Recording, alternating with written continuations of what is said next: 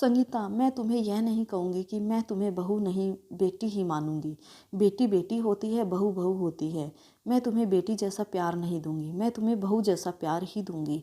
रह रहकर होने वाली सास के ये शब्द मेरे दिमाग में हथौड़े की तरह वार कर रहे थे। आज मुझे देखने प्रमोद के साथ उसके मम्मी पापा और दीदी जीजाजी आए थे। प्रमोद और मैं दोनों ही इंजीनियर हैं। प्रमोद की जॉब मुंबई में थी और मैं बेंगलोर में थी। प्रमोद मेरी बुआ जी की दूर के रिश्तेदार में कोई लगते थे। बुआ जी फूफा जी प्रमोद की ओर से उनके परिवार की तारीफ करते थकते नहीं थे। प्रमोद की मम्मी की तो बुआ जी इतनी तारीफ कर रही थी जैसे कि वो खुद इंजीनियर हैं। पति और बेटा दोनों इंजीनियर है तो जाहिर है कि पैसे की कोई कमी नहीं है, लेकिन घमंड नाम की कोई चीज़ उनमें नहीं है। लड़ाई झगड़ा करना तो उन्हें आता ही नहीं है। उलट उनकी हमेशा यही कोशिश रहती है कि उनकी वजह से किसी का दिल न दुखे। खुद इंजीनियर होने के बावजूद और इतना पैसा होने के बावजूद खाना वे स्वयं बनाती हैं। सिर्फ सब्जी आदि काटने के लिए काम वाली की सहायता ले लेती हैं। उनका मानना है कि खाना हमें स्वयं ही बनाना चाहिए ताकि घर के सभी सदस्य को शुद्ध और सात्विक भोजन मिले। इतनी तारीफ सुनकर मुझे मन ही मन लग रहा था कि यदि यह संबंध हो जाता है तो मैं अपने आप को बहुत खुश नसीब समझूंगी, क्योंकि कहा जाता है न पति पत्नी के गुण नहीं मिले तो चलता है, लेकिन सास बहू के गुण मिलना चाहिए, तभी वैवाहिक जीवन सुखी रहता है। यही सोचकर मैं मन ही मन खुश हो रही थी कि मुझे बहुत अच्छी सास मिलने वाली है। लेकिन आज जब उन्होंने बहू जैसा प्यार देने की बात कही तो बात किसी के समझ में नहीं आ रही थी। आज तक सभी ने यही सुना था कि हर सास ऐसा ही कहती है, तुम मेरी बहू नहीं बेटी हो, मैं तुम्हें बेटी जैसा प्यार दूंगी। लेकिन यहाँ तो उल्टा ही हो रहा था। बहू जैसा प्यार। घर में सभी को आशंका हो रही थी कि कहीं वे शादी के बाद फिल्मों वाली ललिता पवार टाइप की सास न बन जाए। यदि ऐसा हुआ तो मेरा क्या होगा। लेकिन सिर्फ इस एक बात को नज़रअंदाज किया जाए तो बाकी सभी बातें अच्छी होने से घर के सभी सदस्यों को लग रहा था कि ये रिश्ता हो जाना चाहिए। और आखिरकार शादी हो गई। मेरी शादी तो हो गई, लेकिन दिमाग में हर वक्त मम्मी जी का वही शब्द, तुम्हें बहू जैसा प्यार दूंगी, गूंजते रहते थे। इसलिए मैं मन ही मन डरी हुई थी। मैं प्रमोद से इस बारे में बात नहीं कर सकती थी, क्योंकि मुझे डर था कि कहीं प्रमोद यह न समझ बैठे कि शादी होते ही मैंने मम्मी जी के खिलाफ उनके कान भरना शुरू कर दिया। इसलिए मैंने मन ही मन फैसला लिया था कि मैं अपना हर काम इतना परफेक्शन से करूँगी कि मम्मी जी को कोई शिकायत का मौका ही नहीं मिलेगा। जब शिकायत का मौका ही नहीं मिलेगा तो ललिता पवार नहीं बन पाएगी। इस बात का मेरे ऊपर इतना असर हुआ कि मैं हर वक्त डरी डरी सी रहने लगी। प्रमोद ने भी 2-3 बार प्रेम से पूछा, क्या बात है, तुम खुश नहीं दिखती, तुम्हें किसी ने कुछ बोला क्या? मैं उन्हें क्या बोलती। मैंने इतना ही कहा, नहीं ऐसी कोई बात नहीं, नया घर नया वातावरण, सब कुछ नया होने में शायद मैं अपने आप को एडजस्ट नहीं कर पा रही हूँ। धीरे धीरे सब ठीक हो जाएगा।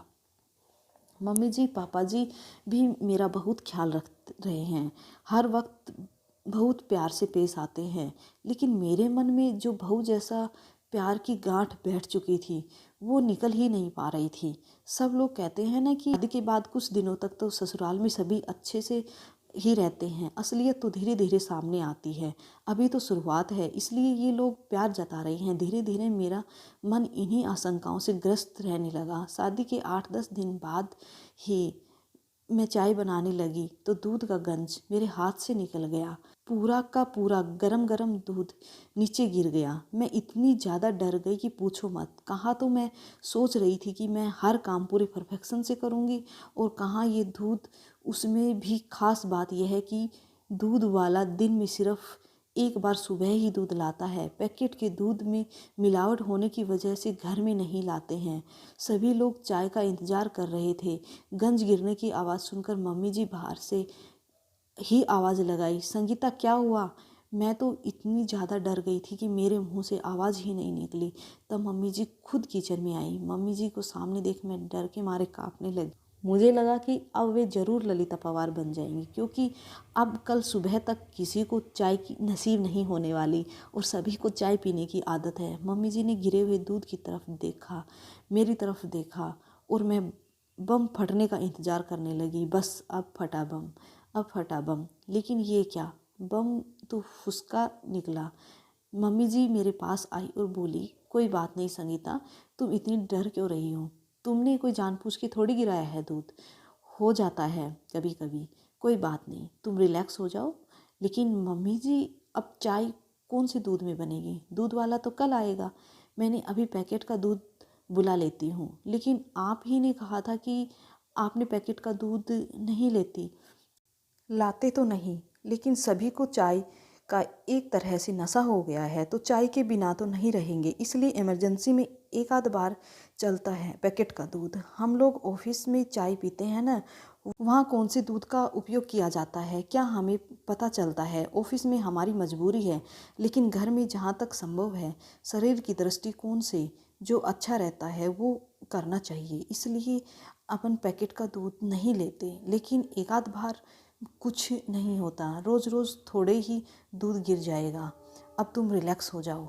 मैंने मन में सोचा कि फिजूल ही डर रही थी मम्मी जी तो कितने अच्छे से, लेकिन दूसरे ही पल सहेली की बात याद आ गई कि ये सब चोचले शादी की शुरुआत में ही होते हैं, आगे आगे देखना होता है क्या। यह बात याद आते ही फिर मन में वही डर समा गया। दो एक बार और इसी तरह की छोटी छोटी गलतियां हुई, लेकिन तब भी मम्मी जी ने मुझे प्यार से ही समझाया। 4-5 महीने के बाद की बात है। सभी को पालक पनीर की सब्ज़ी पसंद थी। आज रविवार, सभी छुट्टी के दिन पालक पनीर की सब्ज़ी बनाना तय हुआ।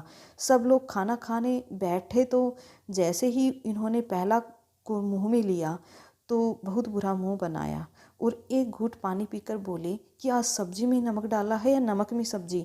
आज डबल नमक है सब्जी में, मुझे काटो तो खून नहीं। हे भगवान, अब ज़रूर मम्मी जी अपना बहू वाला प्यार दिखाएगी, कहेगी कि तेरी मम्मी ने यही सिखाया है, पढ़ लिख कर नौकरी कर रही है, इसका ये मतलब नहीं कि तुम्हें सब्जी बनाना भी नहीं आना चाहिए। तुम्हारी माँ ने तो कहा कि मेरी बेटी को सब आता है, फिर ये क्या है? मैं ये सब सोच ही रही थी कि इतने में मम्मी जी ने मुझे ज़ोर से झंझोड़ा, संगीता संगीता, क्या हुआ?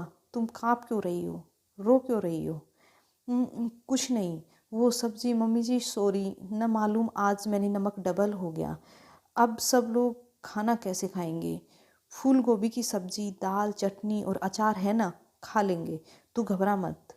लेकिन आगे से सब्जी बनाते वक्त थोड़ा सा ध्यान दिया कर। दोपहर में जब मैं और मम्मी जी अकेले में थे तब वो बोली, शादी हुई है तब से मैं देख रही हूँ कितनी तुम फ्री नहीं लग रही हो, ऐसा लगता है कि कहीं खोई खोई सी, डरी डरी सी लगती हो।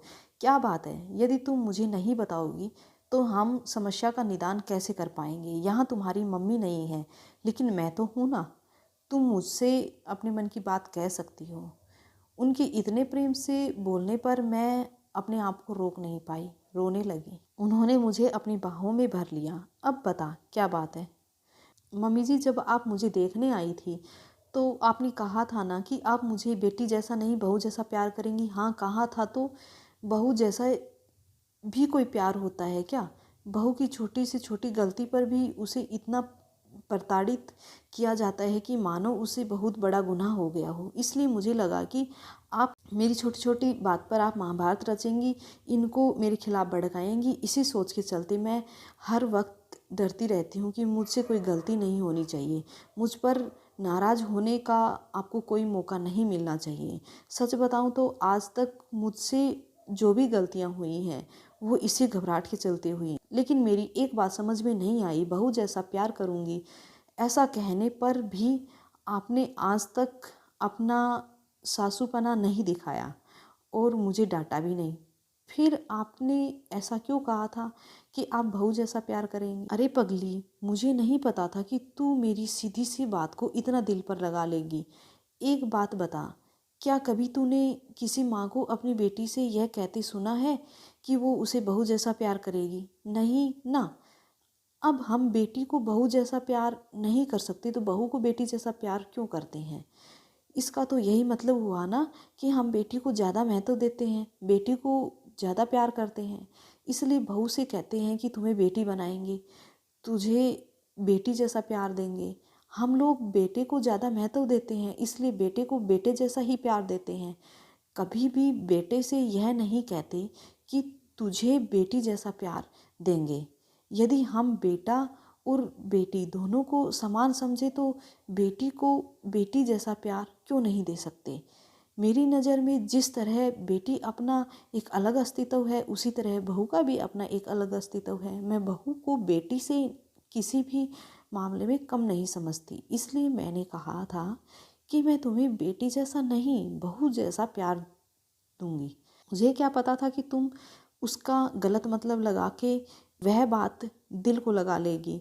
चल अब आंसू पोंछ, नहीं तो मैं सचमुच फिल्मों वाली ललिता पवार बन जाऊंगी। उन्होंने यह बात इस अंदाज में कही कि हंसते हंसते हम दोनों का बुरा हाल हो गया। आज मुझे पता चला कि बहू वाला प्यार भी होता है। तो आपका क्या राय है कमेंट बॉक्स में कमेंट जरूर कीजिएगा। इसी तरह की और वीडियो के लिए प्लीज़ चैनल को सब्सक्राइब कर लीजिए, और वीडियो पसंद आती है तो फ्रेंड्स लाइक ज़रूर कीजिएगा। Okay, thank you.